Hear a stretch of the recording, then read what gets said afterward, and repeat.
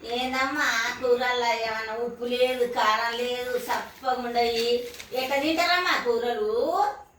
మరి ఆరోగ్యాన్ని కాపాడుకోవాలంటే కమ్మగా తింటే ఆరోగ్యంగా ఉంటావా? అట్టనా?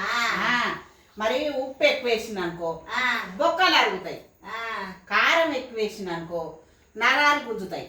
అట్టనా? మరి ఉప్పు కారం తక్కువ వాడాలనా వద్దా? వాడాలి లేదా?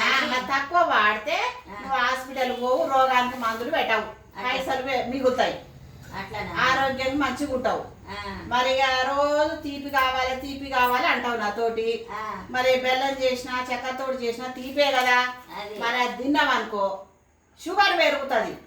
అట్లనా? షుగర్ పెరిగితే గుండె ప్రాబ్లం వస్తుంది, కిడ్నీలు ఖరాబ్ అవుతాయి, మెదడు ఖరాబ్ అవుతుంది.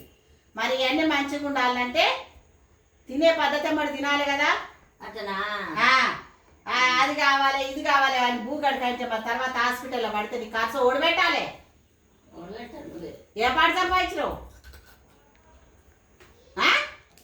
ఏం సంపాదలే కదా, ఏం లేదు. అందుకే మనము ఏదైనా ఉప్పు లేకుండా కారం లేకుండా ఎక్కువ తీపి తినకుండా ఆకుకూరలు తిని బతకాలి మేకల్లాగా.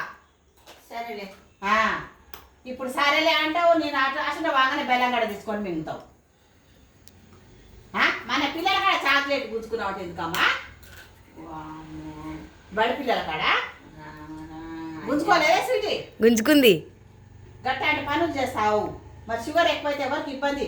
ఆ కాలు చూడు, ఆ నొప్పి, ఆ కాలు అట్ట అయింది, అవి తింటేనేగా. గట్టాంటి తింటారా? మరి నువ్వు పెద్ద మనిషిమైనా నువ్వు నాకు చెప్పాలి కానీ మాకే తినబుద్ధి అవుతుందమ్మా. మరి నీకు తినబుద్ధి అయితే గట్ట రోగాలు వస్తాయి ఎట్టనమ్మా? మంచాన పడితే ఓటు చేయాలి.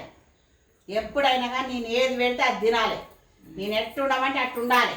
అట్టయితేనే నీకు నాకు కుదురుతుంది వ్యవహారం. సరేలే. ఎదురు మాట్లాడినావు అనుకో కుదరదు. ఏం మాట్లాడదు, పెట్టింది తినాలి అంతే.